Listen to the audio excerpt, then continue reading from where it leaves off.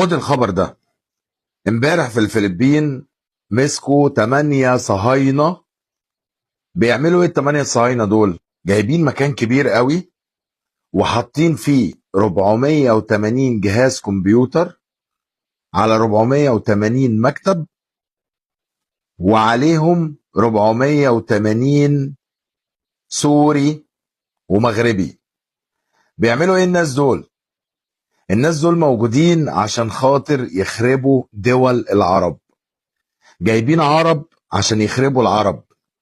الصهيوني ده جايب 480 عربي عشان خاطر يخليهم يخشوا على السوشيال ميديا ويقلبوا السوشيال ميديا ويخبطوا كل العرب في بعض. يعني يخشوا على السودان يعملوا ان هم مصريين ويقلبوا السودان على مصر. يعني يخشوا على سوريا ويقولوا ان السوريين خاربين البلد في مصر ويقلبوا السوريين اللي موجودين على مصر.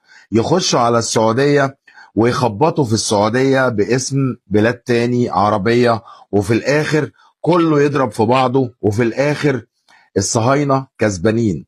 ده خبر كده على الماشي عشان تعرفوا بس ايه اللي بيحصل في السوشيال ميديا، وتعرفوا الجروبات اللي شغالة والبثوث اللي شغالة عمالة بتسم في الدول العربية، في كل الناس مع بعضها وبتوقع. وللأسف احنا عندنا ناس مش فاهمين ومش واعيين. خلي بالكم احنا مستهدفين، وكتير انا قلت احنا مستهدفين يا جماعة.